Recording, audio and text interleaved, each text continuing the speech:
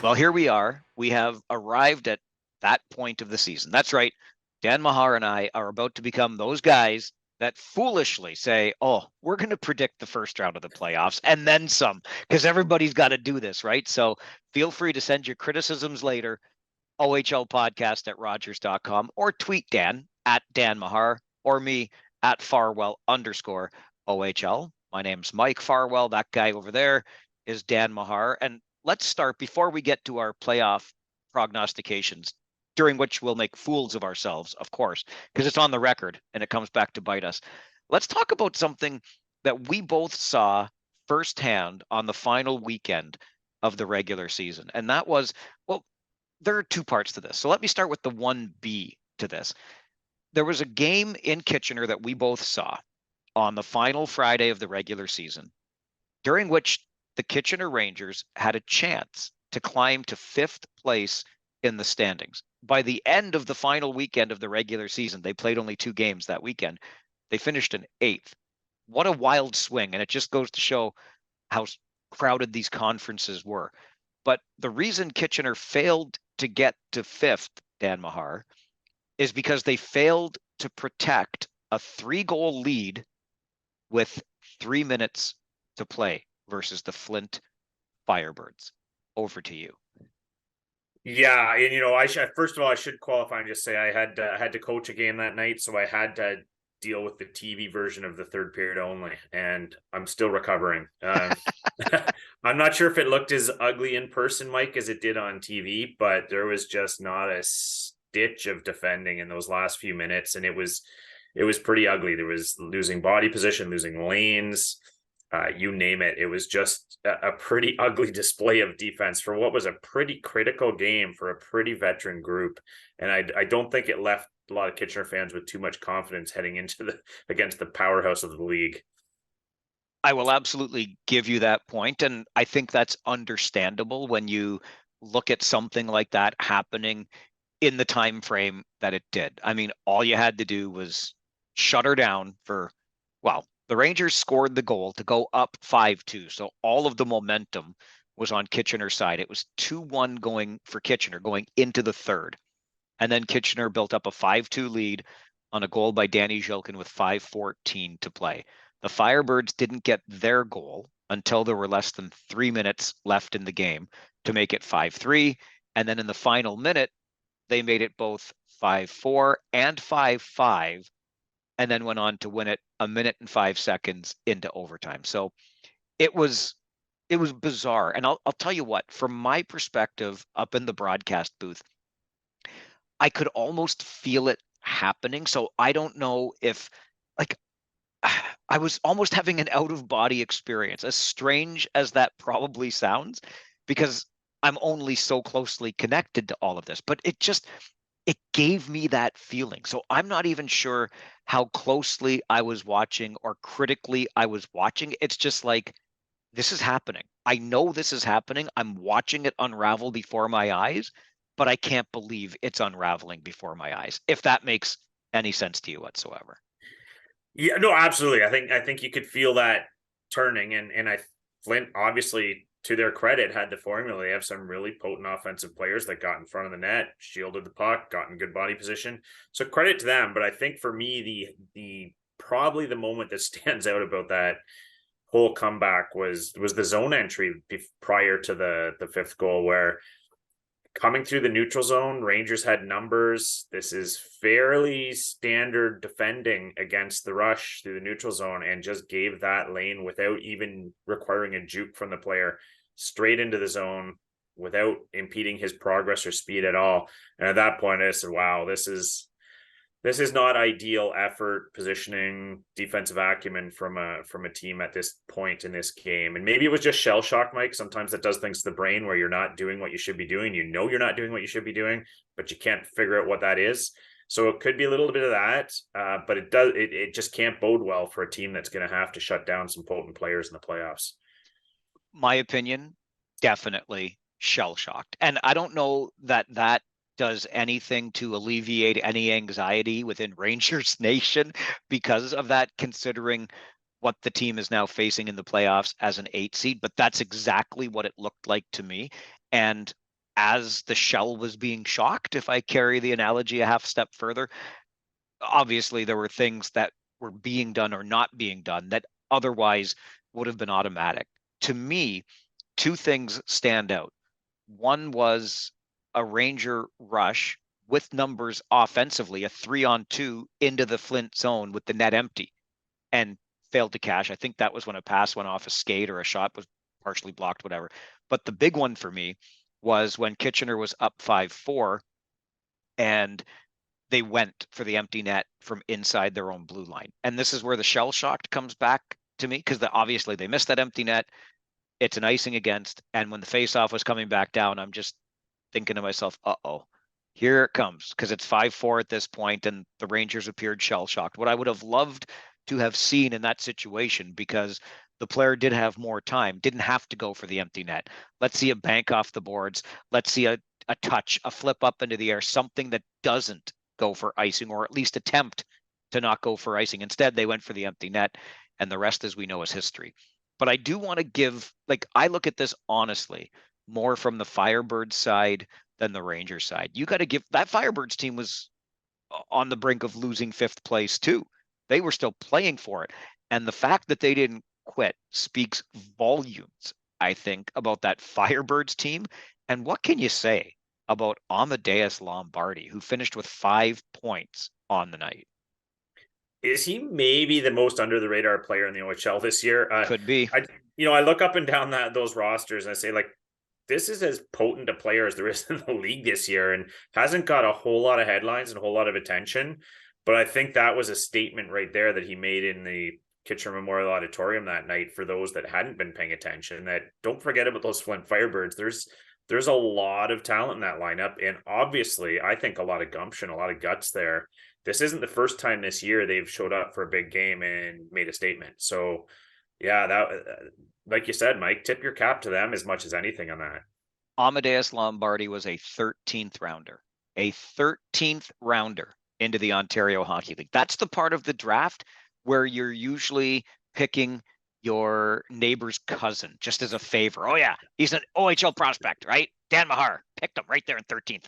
Amadeus Lombardi was a 13th rounder. So again, at the risk of coming across as, completely out of touch on this, and feel free, tweet me at Farwell_OHL or email us ohlpodcast@rogers.com. I'll take it. I got my tin suit on and I'm ready for it. But the number of times over the course of this or any season that I, as someone who covers the game, says, junior hockey, baby. Like, there's just something about junior hockey when things like this can happen that make it so special. The experience, of course, is far different when it's happening to you or in a game that you're covering. But I'll take you back.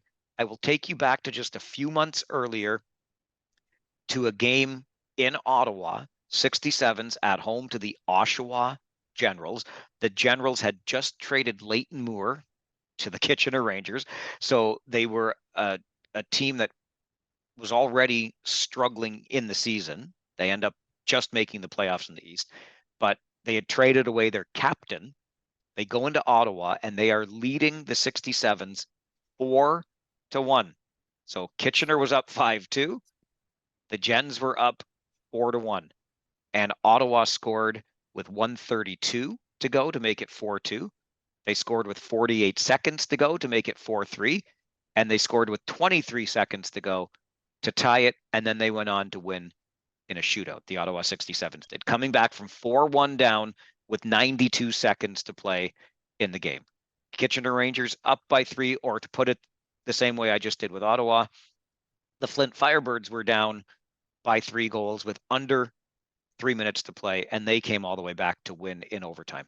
Differences, of course, where Oshawa was then in the standings and where they finished, although the Rangers did finish 8th.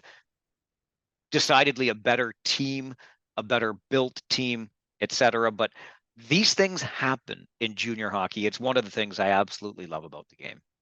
Me too, and that's why I never understand why people leave early, because there's often something that happens in the last 2 minutes of a game, and yeah, you're right. You hit the nail on the head with those two examples where obviously differences. You expect that of a younger team playing a top team. the collapse, the what I think scares Kitchener fans the most. That's not a young team. There are a lot of veterans on the ice, a lot of folks that you expect are built to weather those scenarios. So, but you're right. In junior hockey, you never know what's going to happen. I've seen some absolutely crazy, wild things happen in junior hockey, which makes it, in a lot of ways, a more exciting ticket than the NHL on some nights. I think that point on the battle-tested nature of the Rangers lineup is very well taken in all of this. And that's what makes it as confusing and confounding as it is. 99 times out of 100, players like the Rangers have are able to weather those storms, even when they are getting a little bit shell-shocked. Obviously, we got to witness something pretty special. Not for Rangers fans necessarily, but pretty special for sure in the game on Friday night in Kitchener. Okay, heading into that weekend, and for most, I think there might have been a couple of instances prior to, but certainly in the final weekend of the regular season, Dan, we saw again what we have seen before, what we will see again, not just in the Ontario Hockey League, but in the pros too. And I'm not really sure how I feel about this. I think I know how I feel about this, but I'm not positive. However, what I'm talking about is this practice of resting some players, star players, players with nagging injuries, whatever it may be, but you rest players in what might otherwise be determined as meaningless games on your schedule because you're not going to move in the standings, for example. What are your thoughts on resting players in sports? Yeah, no, and we're hearing this term load management all the time in the pro loops now, and I don't know how I feel necessarily about that per se. When you got fans paying $400 and $500 for a seat, what I will say generally on the concept is when you get towards the end of a year and you're a little beat up and you've earned that right, I have no issue with it. The teams earned that right to do that, and they control their own destiny. They've built up the wins. They don't need that particular game. They want to rest players, rest them up for the playoffs, deal with nagging injuries, like you said. I have no issue with that. And the recourse for other teams, if you're offended because this team rested players to get to play you, well, you're going to get a crack at them either later in the year or the next year. You can make up for it at that time. But if you've built up those wins through the year and worked hard through the year, I think you have the right to make whatever lineup decisions you see fit, and that includes managing how much those players are going to have to go through right before the critical games of the year. So I don't love it as a fan. I like to see those players in the game, but I get it, and I don't blame those teams for doing it. See, that's where I struggle because I thought of that exact thing that you just said. You earn that right, right? If you play well enough during the regular season so that your last 3 or 4 or 2 or whatever games are basically meaningless to your position in the standings, go ahead, give some players the time off. Where I struggle is, and I'm going to use Barrie in Kingston as an example. So Kingston and Oshawa are coming right down to the wire for the final playoff spot in the East. Now, Oshawa ends up getting it anyway. But imagine if you're the Oshawa Generals and you're about to play the Mississauga Steelheads, while Kingston is home to Barrie, and you're thinking to yourself, perfect, because Barrie's a strong team, Kingston less strong. You know, Kingston's going to have a really hard time with the Colts on this particular night, and that would secure the playoff spot for the Oshawa Generals. But Barrie goes to Kingston without a host of players, including arguably this year's most valuable in Brant Clark. And I'm thinking to myself, is this really fair, for lack of a better word, to the Oshawa Generals? And I'm not sure that it is. And then I start asking myself questions about the integrity of the game. And I don't want to sound like that old fuddy-duddy dinosaur that I admittedly am, but I have trouble with that because the game may not have meaning to your season or your standings, but it certainly has meaning, or it could certainly have meaning to the other team. So doesn't that other team deserve to see your full team? And that's where I start to struggle a little bit. And frankly, if things had turned out differently, I'm probably pretty pissed off right now if I'm an Oshawa Generals fan. Well, you're not wrong, Mike. And when you see it in sports, you get down the wire in the baseball season, and you need your rival to beat another team, and they scratch their starting pitcher and throw in some call up, and so this happens at all levels. And you're not wrong; it does mess with the integrity. But the short answer is, if you don't want to find yourself in those positions where you need someone to beat someone for you, do better through the regular season. Come on. So there's always that argument, right? And I think at the end of the day, you could also use the argument too, Mike, that if it's a nothing game for these teams, so Barrie goes in there, they dress Brandt Clark, they do what they've got to do. Really, how hard are those guys going to be going? How many minutes are they going to be playing? How, in some ways, it might almost be better they don't play those guys, and the younger guys actually want to make an impression on the coach before the playoffs, and maybe they're bringing it more than the veterans would have in that game. So there's just all kinds of dynamics at play. But I think at the end of the day, it always comes down to you got to do what's best for your team. And if that's resting those players in nothing games, then so be it. And you can't worry about your competition. You're not there to do favors for them. If they wanted to be in the playoffs, maybe they should have won 2 games in November instead of mailing those ones in. So it comes back to the old worry about yourself, I guess. But you're not wrong, Mike, about the integrity. You hate seeing it come down to that, where teams kind of are giving away the 2 points in a big game for other teams. But I think it is what it is. I think you nailed it when you talked about win those 2 games in November. Don't leave yourself vulnerable to that situation. As you mentioned at the beginning of this, control your own destiny. If you've earned the right to rest players, earn the right to be in a game where rested players don't matter, or be in a situation where rested players for another team don't matter in the standings against your own team. I think that's really well said. The only other thing I'll add to this is I also struggle with this notion where, we want to rest guys because we don't want to run the risk of them getting injured in game 67 or game 68. And I'm like, for crying out loud, they could get injured in game 7 or game 8. And I just think even putting that in somebody's head, I don't know that it's a great thing. Let me use this. It just popped into my head by way of example. This goes back a lot of years to when Radek Faksa was a Kitchener Ranger. And the Rangers were finishing out their regular season up in Sault Ste. Marie. And Faxa had a shift where it seemed to me, Dan, like he had been on the ice for 3 minutes. It probably got pretty close to that, to be honest with you. And he had chance after chance after chance after chance on that shift. And then finally went to the bench and sat down. And he didn't play for the rest of the game. And I thought, oh, somebody's being sent a message that he took too long a shift and he's a star player, but now he's going to sit down. What I learned later was that he was told before that shift, this is it. We're sitting you down for the rest of the game. It was about midway through the second period. He was on 29 goals for the season. You want to get to 30? Last chance. Go get it. This is it. So to that, like, I would almost rather see that, a little bit of load management within the game instead of rolling out every shift, maybe roll out every second or third, but keep some game reps in there, things like that. The Windsor Spitfires, to use another example of much more recently, this past weekend, wanted so badly to get Alex Christopoulos his 50th goal that they pulled their goalie down 6-3, not because they thought they were going to score 3 goals, but because they wanted to feed Christopoulos the puck to get him to that milestone marker of 50 goals. I think that's pretty cool. I think that has meaning.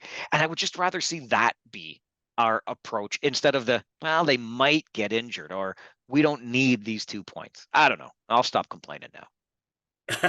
Well, nothing you said is wrong. Like it's every team's going to figure out the way they want to deal with it. And I don't think fans and observers are always going to be terribly cool with decisions that are made. But at the end of the day, that's what coaches and managers do. They manage their team the best way they see fit. And generally speaking, my rule of thumb always comes back to do what they feel is best for their team. And if you've earned that right, you've earned that right.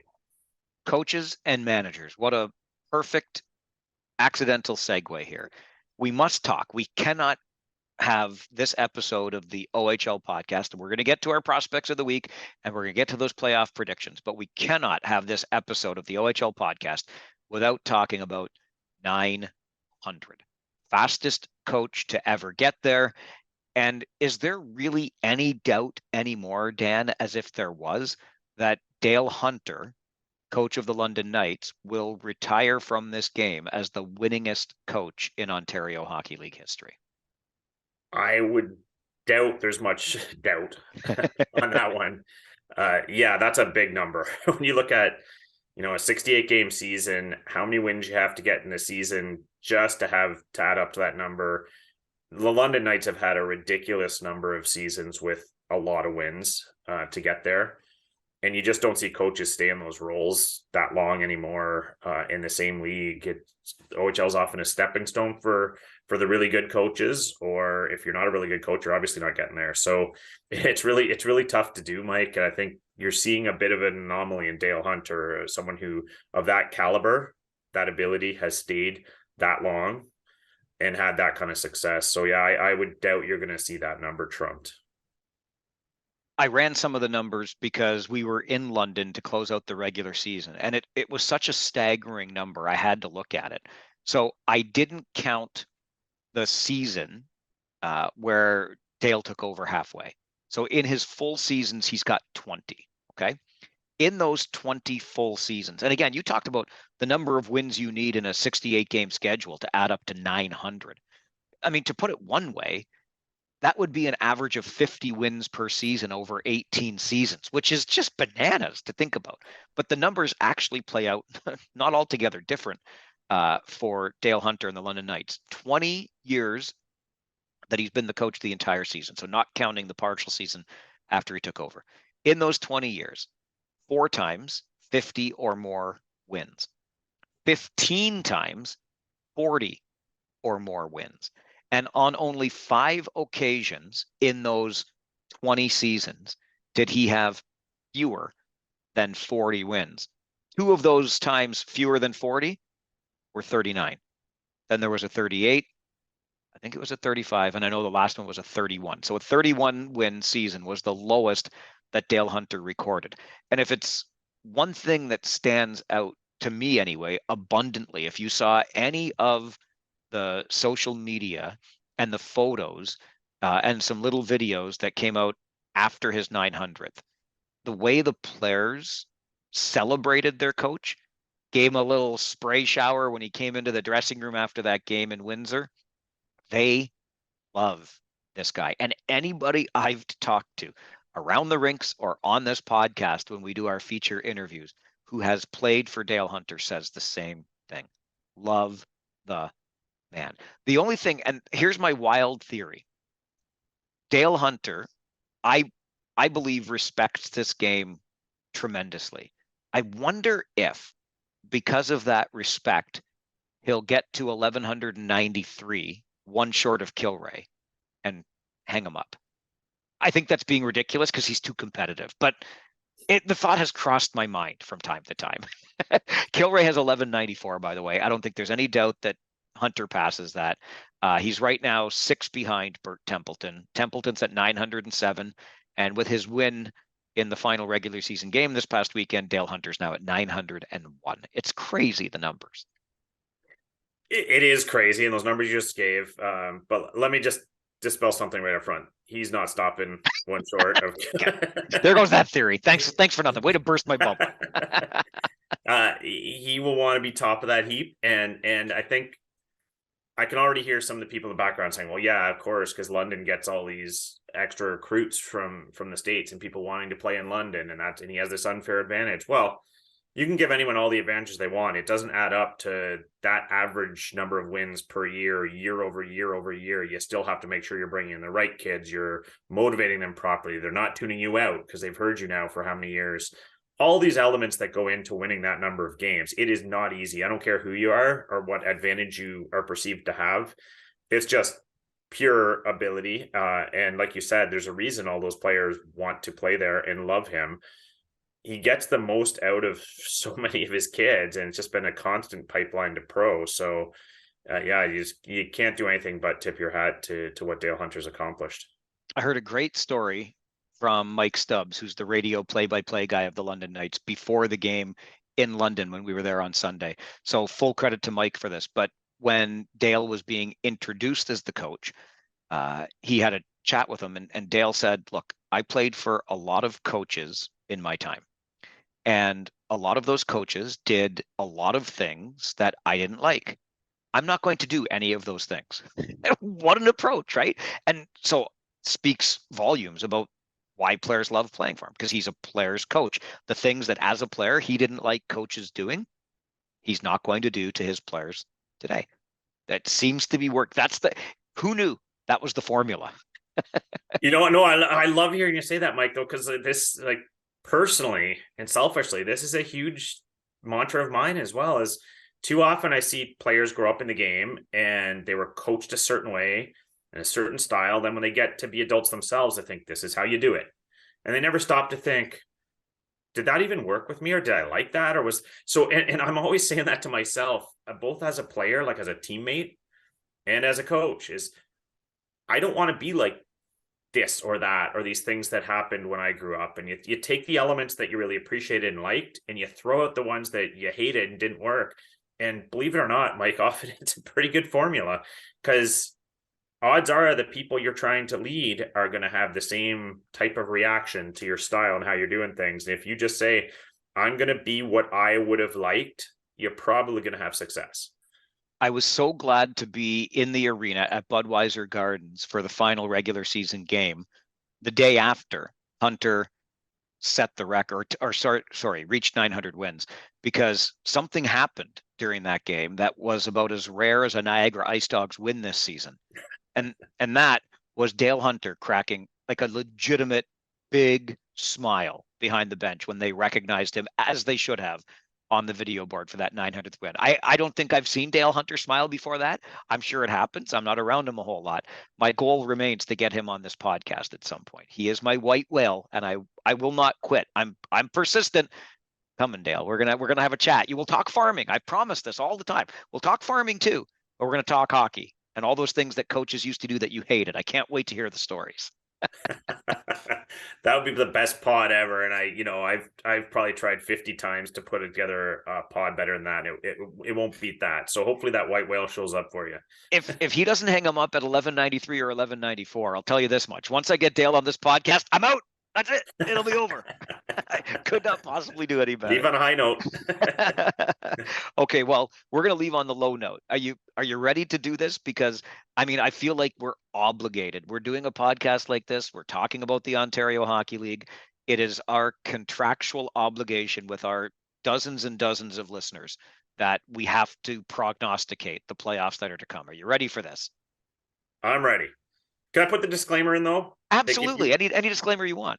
All right. The disclaimer is, if you're going to gamble on these predictions, I take no responsibility, because remember our season prognostications. You might not want to go with these predictions, but come hell or high water, here they are. I like the way you did that, and you're right. Gamble responsibly. Don't bet what you can't afford to lose, and definitely don't take this as gambling advice. Okay, here we go. Let's start, Dan, in the Eastern Conference. We already talked about Oshawa kind of coming in as that in the final weekend, coming in as the 8th seed. They are going to face the Ottawa 67s in round number 1. Couple of things real quick. If Kingston had made it and set up a Kingston-Ottawa final, it would have been the first in like 40 years, which blew my mind when I heard that stat out of Kingston. But anyway, it's going to be Oshawa, Ottawa. And oh yeah, the Ottawa home games will be played in Gatineau. Whatever. Who do you like? What do you got?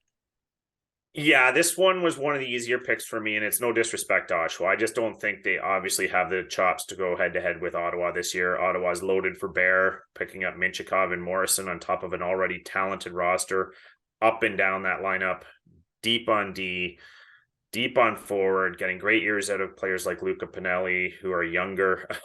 I just don't see any pathway here, Mike, for Oshawa. Having said that, Oshawa has been impressive since the trade deadline, running with some of the younger kids and Seneca, and you got obviously Richie there, and you've got Gagne, and you got some players that can play. But I don't think this one's going to last very long, Mike. And do we want the number of games, or are we just going win or loser?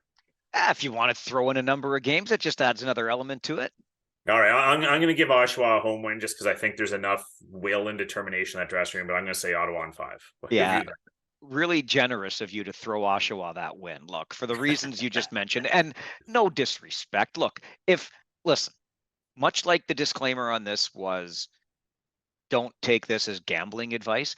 If any of these teams want to use this as locker room material because the couple of knuckleheads on the OHL podcast picked against them, feel free. But the Ottawa 67s, in my humble estimation, sweep this series.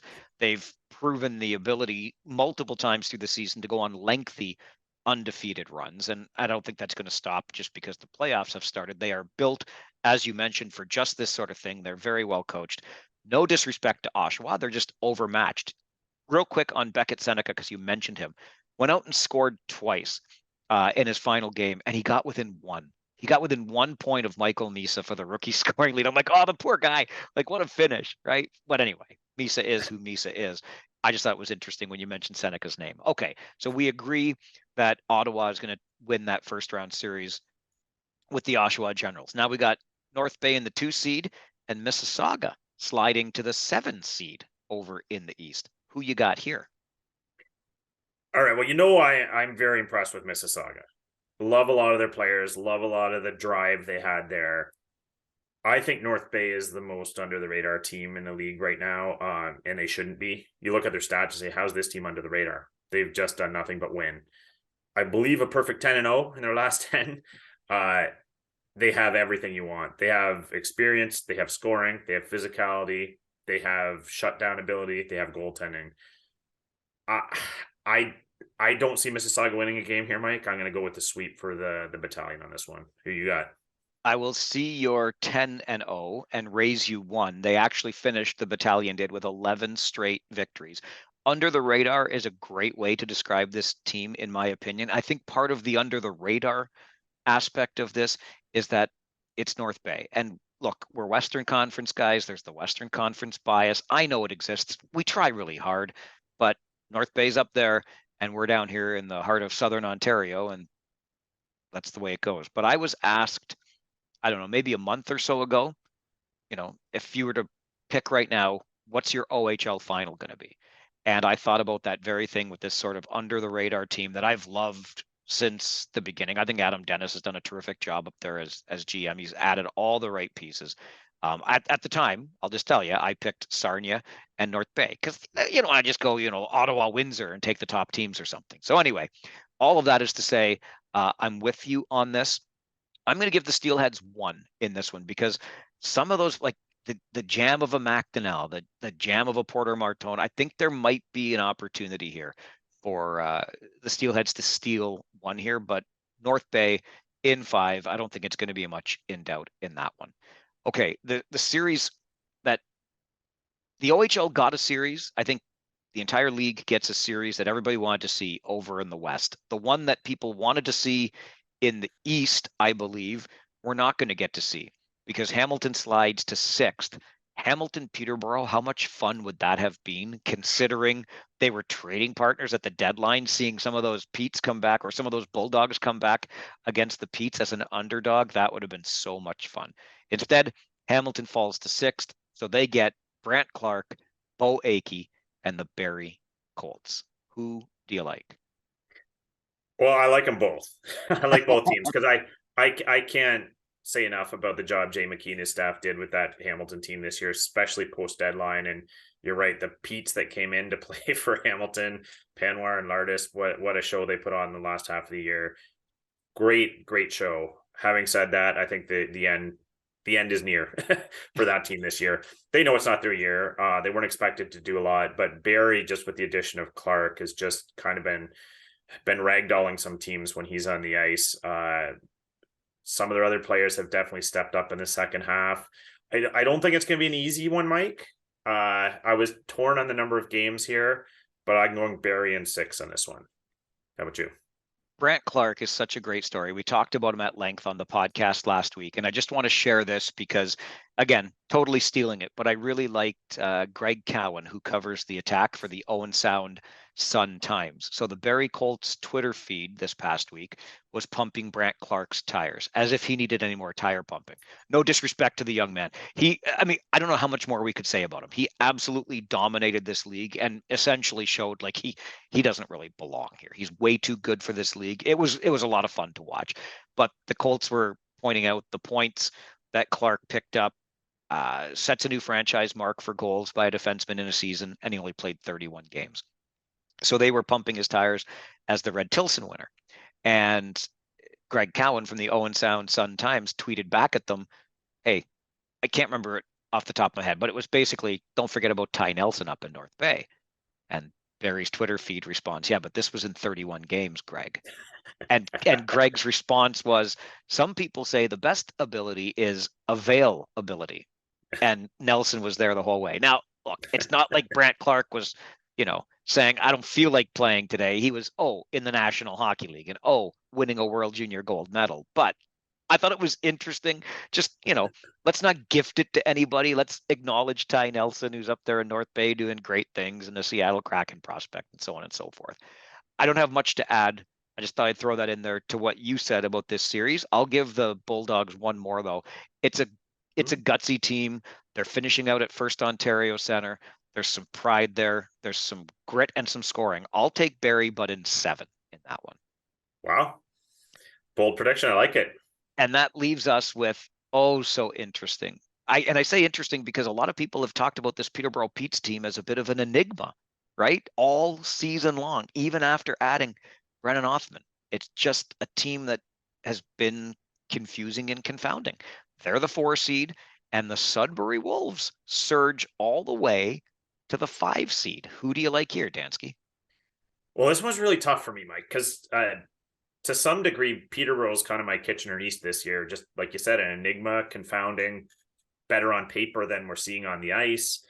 There's something missing there. I had said a couple months ago that I love their roster. I thought they were built for the playoffs. They have a lot of physicality on D, some big bodies. They're going to be hard to find room in front of the net.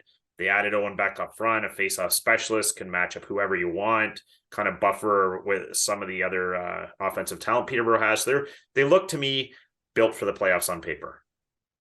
But Mike, I think this one's going 7. I love Sudbury. I love what they have shown in the back half of the year, post deadline.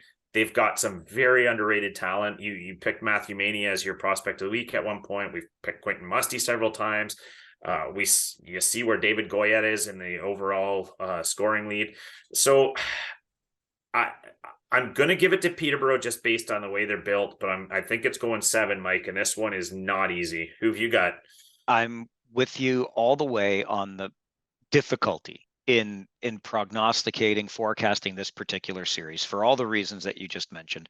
Goyette, the first Wolf to eclipse 90 points in over a decade. And how about the Sudbury Wolves? Like we talked about Mississauga being 7th, Hamilton being 6th. In large part, it's because the Sudbury Wolves have been on fire. I looked back to the trade deadline, 17, 10, 3, and 3 since. So points in 23 of 33 games for the Sudbury Wolves. That's how you go from 9th place in February to 5th place when the regular season ends. So obviously Sudbury is going in the right direction, and Peterborough, I guess it depends on how they feel or how they feel like playing. I'll say this, if the Petes don't win, it could be a pretty ugly off season in Peterborough because this team was built to do one thing and one thing only, I believe, and that's get all the way to an OHL championship. So pressure is definitely on Peterborough. This will be the 5th meeting ever between these two teams in the playoffs, and the Wolves have never won, not one time. Is this the time? No. Pete's in 6. That's all I got. Oh, good call. I don't disagree with anything you said there. So yeah. All right, let's move it over to the Western Conference, the confusing, confounding enigma that is the Kitchener Rangers, who had 5th place in their grasp on the final Friday of the regular season, instead finish 8th. And for that, they get to draw Shane Wright, Brett Harrison. Oh yeah, the OHL's leading scorer in Matt Maggio and the Windsor Spitfires in round number 1. What say you? Well, I will start by saying that the Kitchener Rangers have been better under Mike McKenzie. We got to account for that. They're starting to find some chemistry with their additions at the deadline. I don't think it's great feeling for Windsor to have as good a year as they had and end up having to face that paper roster in the first round. They probably should have earned a slightly lesser opponent. Having said that, something has been missing from Kitchener all year. I've attributed it to a lack of grit, which you need in the playoffs, lack of physicality. And there's just that ability to defend. We talked about earlier on the pod. The shutdown has been a struggle for them, but they do have a ton of talent on paper. I think they're overmatched against Windsor. Windsor's just a powerhouse, had a terrific year. We talked about it. I think Alex Christopoulos might get 50 in this series based on how he plays Kitchener. I just think there's too much there, too much weaponry. But when I account for what Kitchener has and can throw at you with 3 lines deep and even a new look fourth line that's coming, I'm still giving it to Windsor. I think there's too much there, and we haven't seen enough from Kitchener, but I'm giving it to them in 6. Yeah, Who have you got, Mike? you don't want to see the Kitchener Rangers for all of the reasons you just mentioned, right? It's just not the matchup that you want because on paper, look at what they look like. And I'm going to talk about briefly the 6 NHL prospects that the Kitchener Rangers have, all signed. I might have mentioned this earlier in the season on our podcast. And look, this comes from one conversation, okay? But I remember the conversation from many years ago in a media room with a scout before a game. And it was getting on playoff time, and he was telling me who he liked for whatever reason. But one of the reasons he cited was because they had NHL drafted players, but they weren't signed. And he said the players that you want to go out and get are the ones who are not signed because it makes them hungry. They want to play more. They want to play longer so they can be seen more, etc. I don't know. Like I said, it was one conversation. The Rangers have 6 signed prospects on their team. Better under Mike McKenzie has only 5 regulation losses in their past 21 games under Mike McKenzie. So points in 16 of 21 games with Mike McKenzie back behind the bench. I don't know if you're aware of, for example, if you're on a board of trustees or you're elected to a council and there's this thing called conflict of interest. You might have heard of that before. So I'm just going to say Kitchener and 7, conflict of interest. Let's move on. You get where I'm coming from? Okay, we're just going to move on from there.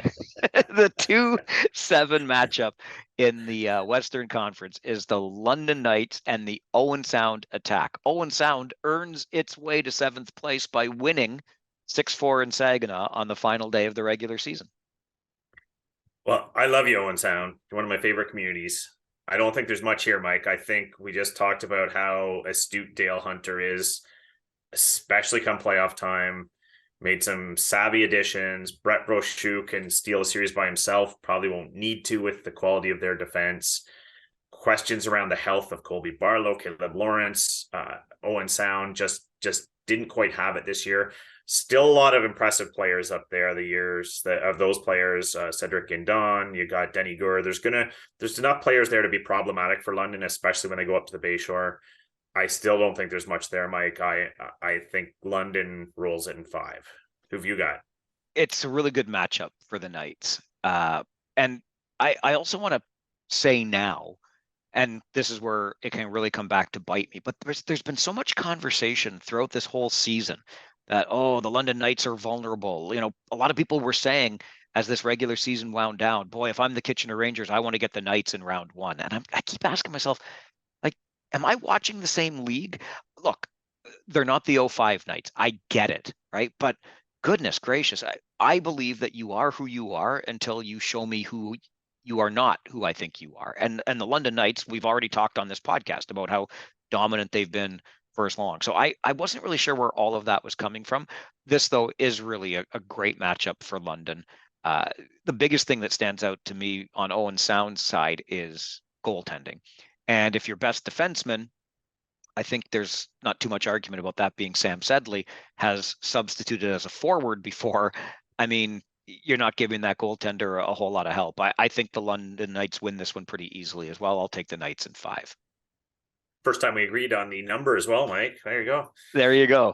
Okay, the 3-6 in the West gives us the Sarnia Sting and the the Guelph Storm. I laughed because I got a message from a fan in Guelph after the Rangers had won in Erie last Wednesday. Or was it after they lost? Either way. No, it must have been. Was it after? Doesn't matter. The point was from the fan, okay, well, if you don't want, or no, you can have 6th place. That's right. It was after the Rangers win in Erie. Said you can have 6th place because we don't want to play Sarnia anyway. Well, sorry, Guelph fan. The Storm get the Sting. What do you think's going to happen? Well, I'm gonna say how impressed I am with Guelph coming down the stretch. They really put things together. They started playing as a team. They've got some great young players there. Heck of a year for Patra. They've got a lot of things to be proud of. Well, I think you know where this is going because I have Sarnia coming out of the West as well. I think that's a beast of a team. kudos to Guelph for winning all the games they had you down the stretch and saying, we don't care, we want to go in hot, we want to play good hockey, and we don't care who we get. There's something to be said for that. I just think Sarnia is loaded for bear. They don't have weaknesses that I see. As long as you have Ethan Del Mastro back there logging up, which at 30 minutes alongside an already potent core. I mean, Christian Cairo could be doing that. Dillingham could be doing that. You name it. Up front, they've got, I mean, Ty Voigt right at the top of standings, pass job at the top of the scoring leaders. You've got Burke with his goal scoring exploits. I mean, just up and down that lineup. You haven't even talked about Del Belbaluz yet, and it can go on and on and on. I just think this is a beast. I don't think there's much chance for Guelph here, despite how good Guelph has been. Out of respect for the Storm and what they did down the stretch, I'm going to give them a game, Mike. So five for Sarnia. Who have you got? Nolan Burke, one of two players to reach 50 this season. Yeah. Christopoulos fell just short. So too did Francesco Arcuri.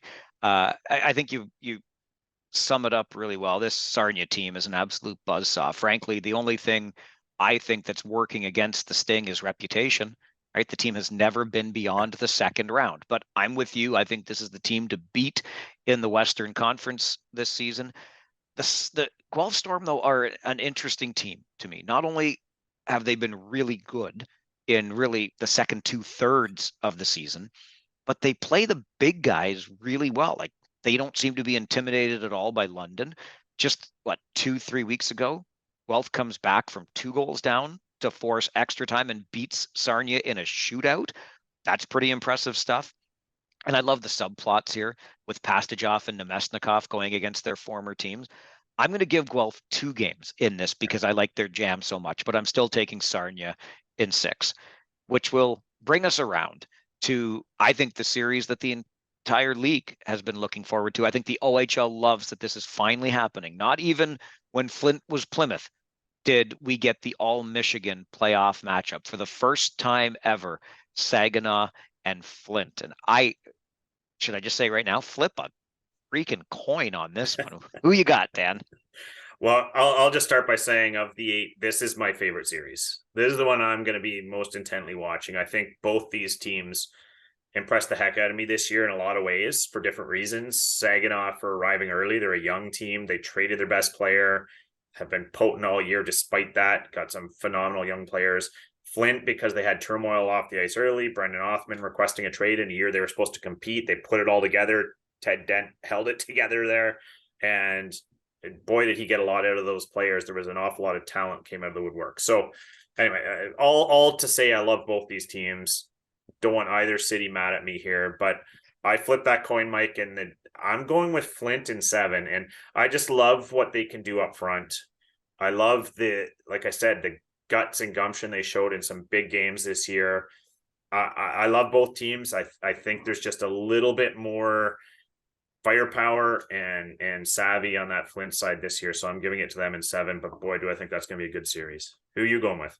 I love what you said about overcoming adversity, things going on off the ice. I was thinking of that on the weekend as well when I watched Flint make that incredible comeback. This team has set aside, look, it's the same season, right? Where they had to let go their general manager, president, Terry Christensen anyway. And that it was just another sign of, like, who the heck knows what's going on in the front offices over there. It's not been a great look, but some way, somehow, these players remained focused. I would guess that's a huge testament to Ted Dent and his staff. But not only did they remain focused, look at the years. Like, again, let me mention Amadeus Lombardi, among others. I mean, it's been sensational. So full marks to those young men for competing the way that they have, despite all the noise around them off the ice and all of the reasons just to fold up their tents and say, okay, we're done. So I love the way they're coming in to the playoffs in terms of how well they've been playing, the offense they're producing. They're starting to get saves. What a difference it makes when all of a sudden you're getting timely saves. On the Saginaw side of things, man, it was rough around the trade deadline, right? And then you trade Minchikov and things stay rough for a long time. But all of a sudden they start to find their way a little bit again. They got great goaltending.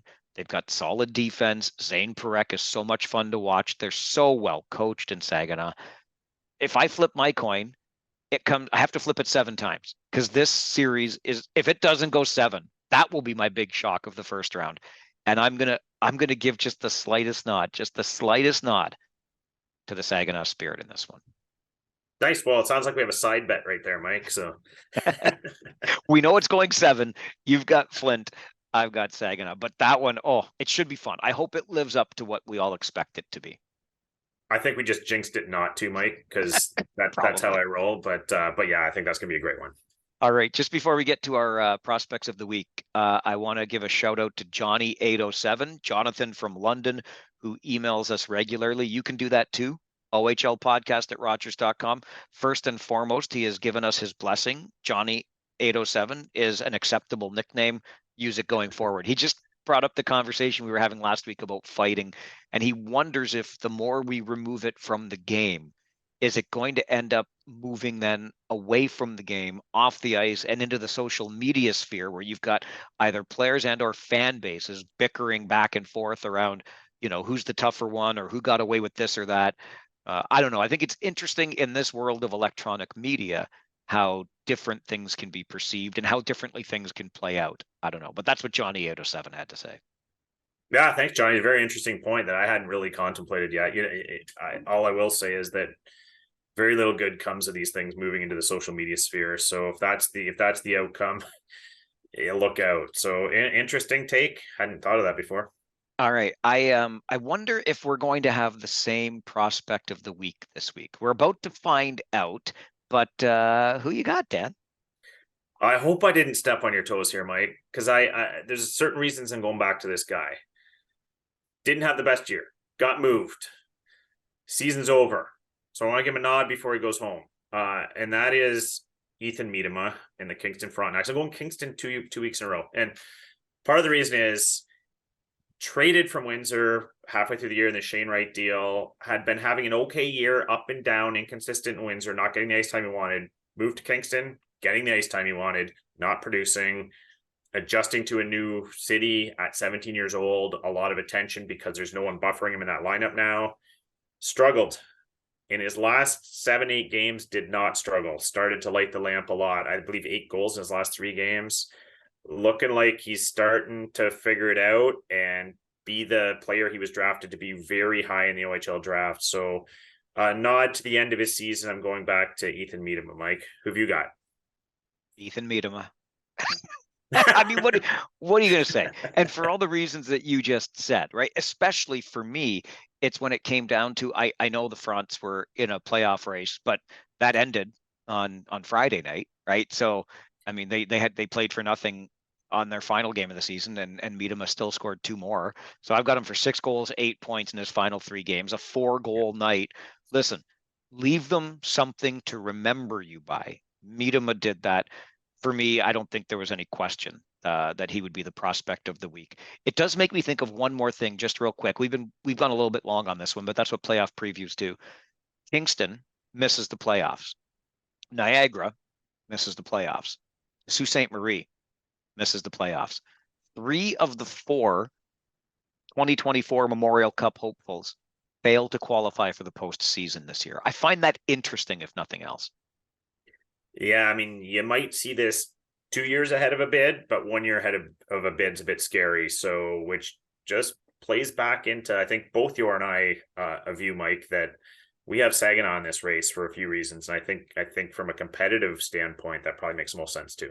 Yeah, I think Sioux is in strong contention here, but I think the tournament does go to Saginaw. And I guess by the next time we meet, we'll find out and we can discuss that, plus where we're at in round 1 on our next episode together. Absolutely. It's going to be interesting to see how that goes. All right. Coming up on Friday's feature interview. Oh boy, am I looking forward to this one. So with the Hamilton Bulldogs about to become the Brantford Bulldogs, we go back to a former Brantford Alexander. But I know I'm not stretching here to say far less known as a Brantford Alexander than he was as a Toronto Maple Leaf in the heyday of the Ballard era in the 1980s, called up as a 19-year-old. And boy, oh boy, does he have some stories to share. So that is our feature interview coming up on Friday. And Mike, like you've had some fantastic guests all year, but I've been telling you this is the one I think I've been looking most forward to. This might be your best one yet. My younger self is really excited about this, and he was such a great guest and gracious with his time that I think you're going to love it. That's the next episode of the OHL podcast. It comes out Friday. Dan, we have to stop. We have to end this now because we have some playoff hockey to watch. Okay, so we'll catch up with you next Tuesday. Sounds good. And people can mock me at that point when I'm already like 0 for 6 on my predictions or so. So yes. Exactly. He is Dan Mahar at Dan Mahar on Twitter. My name is Mike Farwell at Farwell_OHL. Email us anytime. OHL podcast at Rogers.com. And hey, give us a like, subscribe, tell a friend. We would love to have your friend listening to this podcast as well. Your next episode of the OHL podcast coming out on Friday.